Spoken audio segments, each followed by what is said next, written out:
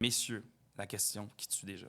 Est-ce que Montréal, on est encore dans le game, excusez-moi l'anglicisme, est-ce qu'on est là? Est-ce qu'on est encore autant une ville, je vous dirais, lumière, une ville qu'on peut se dire, hey mon Dieu, Montréal, on a des emblèmes de design, d'architecture. Est-ce qu'on est en retard, même peut-être versus d'autres pays, d'autres villes à travers le monde, ou Montréal a encore son étiquette de numéro 1? Tu disais qu'on n'avait pas beaucoup de temps, hein, c'est ça? C'est une bonne question, bonne question. Merci, c'est gentil, Michel. Pose une réponse. Ouais, vas-y. Ah, vas-y. Non, mais puis ça va rester entre nous, là. Ça va rester entre nous, parfait. Promis. J'aurais tendance à dire qu'on est plus, je dirais, ça serait inégal comme constat. Je dirais que certains endroits, certaines choses, on peut être à l'avant-garde, puis on est très créatif. Puis d'autres éléments sur lesquels on a peut-être du retard. Je dirais des éléments qu'on est créatif. Je pense que du fait qu'on est une économie où on a quand même le budget pour travailler dans l'aménagement puis l'immobilier toujours assez restreint. J'ai Fait que l'impression. ça, c'est un gros frein. OK. Mais de l'autre côté, ça fait que collectivement et individuellement, il faut qu'on soit bien créatif.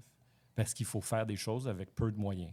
Puis ça fait que des fois, il y a des choses quand même assez extraordinaires qui peuvent se faire. Ben, tu me lances là-dedans, puis juste avant que tu répondes, Marc-André, mais justement, à petit budget, on peut-tu être créatif et faire des choses extraordinaires? Parce que j'ai l'impression qu'on est souvent dans plein de domaines. Mais là, on va rester dans votre domaine, messieurs. C'est-tu possible?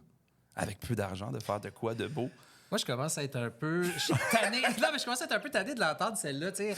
Parce que c'est vrai, pendant des années, on se disait ça au Québec. On n'a pas énormément d'argent, contrairement à ce qui peut se faire aux États-Unis, en Europe. Donc, on a moins d'argent, on est créatif, puis on réussit à faire des choses. C'est juste que là, les coûts ont tellement augmenté ces dernières années. La complexité des projets.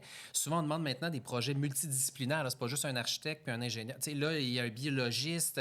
On a besoin de quelqu'un spécialisé en développement durable. On a ci, on a ça. Donc, il y a tellement maintenant d'experts et le coût de la construction est tellement rendu cher qu'à un moment donné, il y a des limites à ce qu'on peut faire en termes de créativité. Et malheureusement, les budgets ne suivent pas tout le temps l'inflation, ne suivent pas tout le temps les volontés du gouvernement ou autre si on parle de projets publics. Donc, oui, on peut être créatif, mais il y a des limites à ce qu'on peut faire, puis on commence là à les atteindre. Moi, je trouve qu'il y a des projets, des fois, on commence à voir les limites physiquement de certains projets. Qu'en 10 ans, les coûts ont doublé. En 10 ans. Les budgets ont doublé? Non. Okay. Fait que, tu sais, à un moment donné, on arrive, à un moment donné, on est à côté dans le plafond.